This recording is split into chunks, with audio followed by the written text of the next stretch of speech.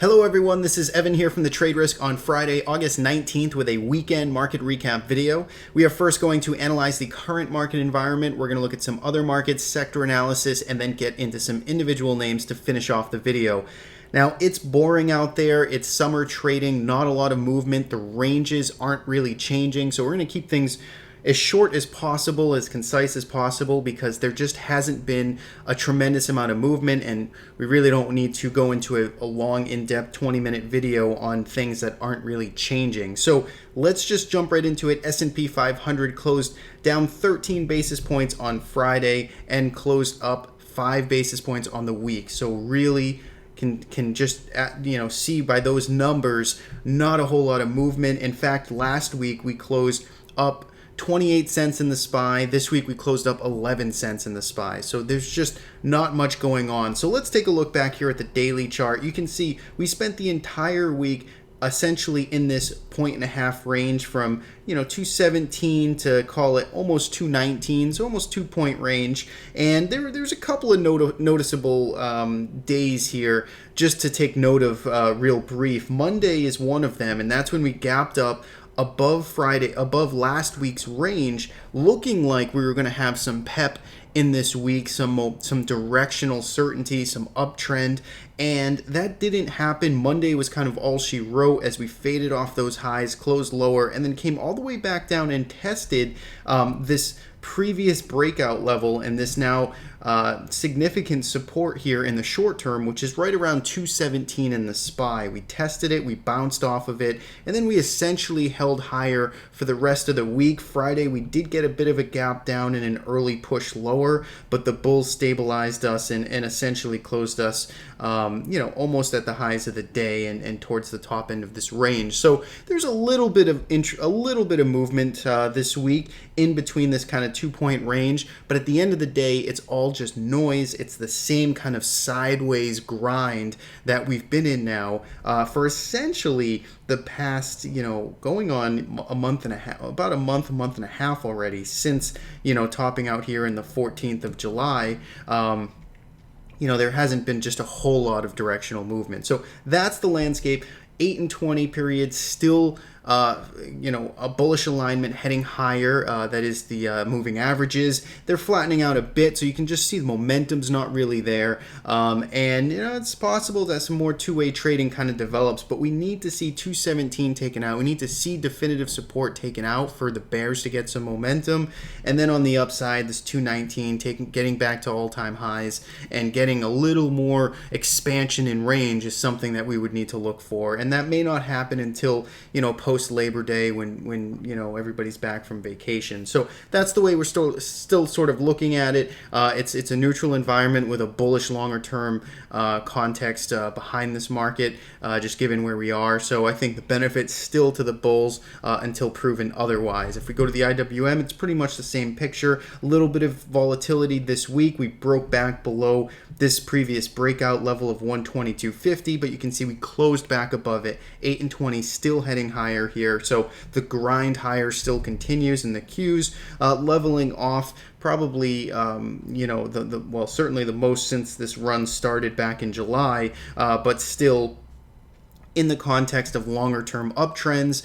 No momentum in the short term, but the bullish context still kind of supersedes here on the long side, on the longer term time frame. So that's the way we're sort of looking at it. Everything's in agreement. The Qs, the SPY, IWM, all telling pretty much the same picture. Let's look at some other markets here. TLT continues to consolidate. It's getting tighter. That's good because with this sort of compression in range will come expansion, and this will be an interesting pattern to see if this is a topping trend reversal or is this in fact another continuation pattern in this bullish long-term uptrend. That's going to be interesting. You can see got to the lower end, saw a bounce today, so keep an eye on this into next week. Should start to get pretty interesting here. If we go to the oil, USO, just a monster V-shaped rally, continues to just kind of surge and grind higher off of the lows here from August. Been a real tough move to catch. You just had to kind of jump on board and hope that it was some type of V-shaped. It's been ignoring resistance on the way up. Very interesting here. Momentum sharply now to the upside. UNG, this is one where we flagged this yesterday on Thursday saying, hey, this looked constructive. Now we just need to see it get actually hold into the end of the week above this $8 level, and it just absolutely did not do it. Complete reverse Friday gap down, taking, just completely reversing all of the progress that the bulls did on Thursday. So it was a little bit of a bull trap there, and we're back into this lower range. A lot of supply above here. So UNG, certainly the story changing and sellers taking in control here. 8 and 20 sharply lower. Here's your next reference point right around 760, which are the lows from the previous week. If we go to the metals, gold continues to consolidate, tight pattern, not too much else to say. Silver, a little more actionable. You're getting your potential breakdown here. It's closed at the lowest levels since, essentially June 30th, which isn't that long, a little over almost 2 months, but you could get some type of trend reversal here, at least in the short term, if this pattern does indeed sort of break down and we come back and fill some of these open gaps. That could be interesting in the metals. Now, getting into some of the sector analysis, semis, right, broken record, continue to perform well, continue to lead this market higher. That's nothing new. XLE, though, is sort of the emerging kind of relative strength sector of this week. XLE broke above this significant 69.50 level, which goes back all the way to 2015, last time we were up at these levels. So that is constructive. A lot of names under the hood here are looking pretty good. So keep an eye on energy next week. Granted, USO has had a huge run. Oil, if that pulls back, maybe this gets pulled back at a retest of this level. Keep an eye on it. It does seem to be in play. Money's clearly rotating there. Now, also, two other sectors that are firming up real nice here. They're looking for nice breakout opportunities next week. XLB materials have been stabilizing now for the past few weeks, worked off this sort of nice run up it had throughout July to highs here, and it looks like it could be getting ready to leg higher once again. So keep a close eye on XLB for follow through higher next week. And also, financials are continuing to firm up and act well. We haven't seen a ton of momentum pep behind their step, but they are still behaving well technically on the upside now. Don't lose sight of those. On the downside, the only real sort of cratering sector right now, the real estate index fund, the IYR, is just continuing to kind of pull back here. XLU sort of followed in its footsteps a bit, but it is trying to stabilize. IYR, you're not seeing that. Went down and closed the week near the lows of the week, so that's something to be aware of. That's something you could look for on the short side. SRS inverse ETF, if you want to play that on the inverse ETF there. Pro shares.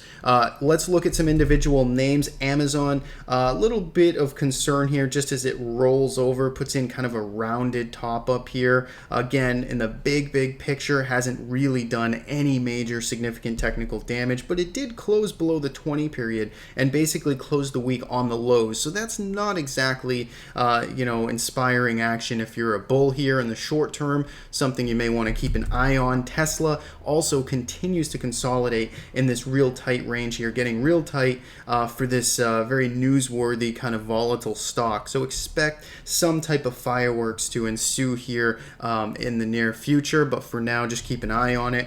Gopro is one, we haven't talked about this in a little bit, but this one's emerging here out of this bottoming pattern. This has, of course, gotten crushed over the past few years, but for the past, for this year, 2016, the 7-8 months that we've been trading here, it's been basing out, and it has recently broken out to the upside, taking out some significant resistance right around 13.25, and this is trending higher now. So you might get a little bit of play here, a little nice kind of reversal trade actually here just on Friday with this hammer that gets printed below the 8 period. That could be actionable for some follow through to the upside. Keep an eye on GoPro, could be emerging as a long candidate. Alibaba, basically the same thing. This has been emerging a little bit longer now that it's been kind of acting well technically ever since taking out $80. This one also So catching its breath now after this recent surge off of earnings. Keep an eye on this, acting well on the upside. And finally, Twitter also acting well on the upside, but not this week. It actually pulled back.